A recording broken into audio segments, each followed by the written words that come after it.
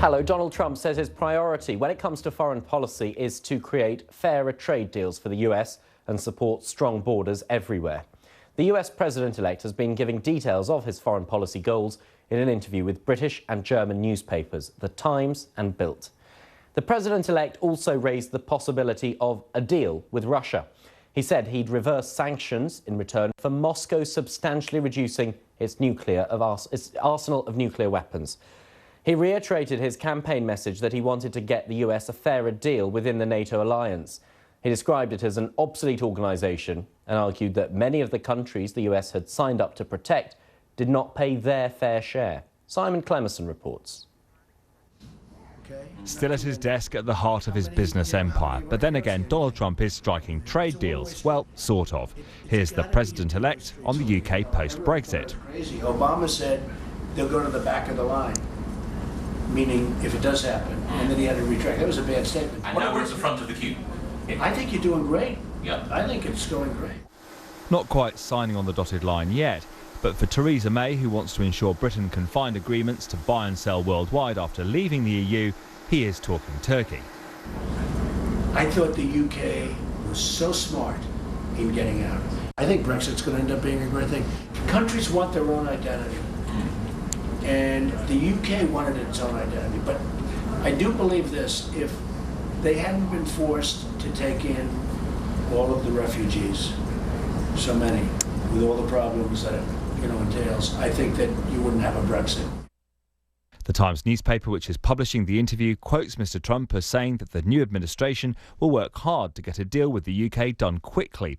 But no arrangements can be made while Britain is still negotiating its exit from the EU. A boost for the Prime Minister maybe, but then Mr Trump also says Angela Merkel is the most important EU leader, although he is highly critical of the German Chancellor's handling of the migrant crisis. I felt she was a great leader. I think she made one very catastrophic mistake, and that was taking all of these illegals, taking all of the people from wherever they come from, and nobody really knows where they come from. And this is how he would have stopped the mass movement across the continent. I think we should have built safe zones in Syria. Would have been a lot less expensive. Get the Gulf states to pay for them, who aren't coming through. I mean, they've got money that nobody has, and we run it, they run it. Would have been a lot less expensive than the trauma that Germany's going through right now. But I would have said... It's a wide-ranging interview conducted by the former Justice Secretary and Leave campaigner Michael Gove and a representative of Bild newspaper. Mr Trump had these comments on one of his most controversial policies, free trade, and how America is losing out to China. The problem is the United States is always taken advantage of. Yes.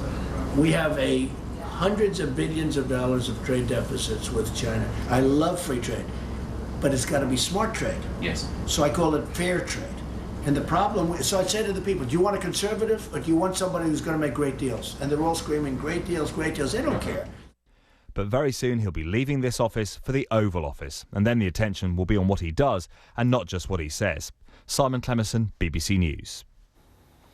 Meanwhile, the outgoing director of the CIA has said Mr Trump doesn't fully understand Russia's actions, intentions and capabilities. John Brennan said that when in office, Mr Trump should be very careful about lifting sanctions against Moscow unless it changed its behaviour. Here's our Washington correspondent, Laura Bicker. The President-elect of the United States, Donald John Trump. The stage is set and rehearsals are underway for the moment when Donald Trump will take the oath of office. But some feel the 45th president could do with being more presidential. He's accused US spies of leaking an unverified dossier of claims that the Trump campaign team had close links with Russia, and he compared their actions to Nazi Germany. This prompted a stern warning from the head of the CIA to be more careful with his words. The world is watching now what Mr. Trump says and listening very carefully. So I think Mr. Trump has to be very disciplined in terms of what it is that he says publicly. He is going to be, in a few days' time, the most powerful person in the world in terms of sitting on top of the United States government. And I think he has to recognize that his words do have impact. But Mr. Trump is not backing down, and of course he took to Twitter, saying the intelligence agencies made a mistake and urged them to apologise.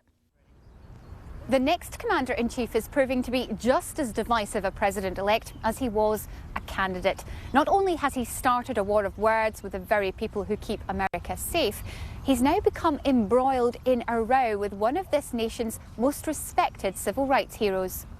It's going to be very difficult. I don't see this president-elect as a legitimate president. John Lewis marched alongside Martin Luther King. His words matter to the black community. Donald Trump attacked him on Twitter, prompting criticism from within his own party. But the vice president-elect defended his boss.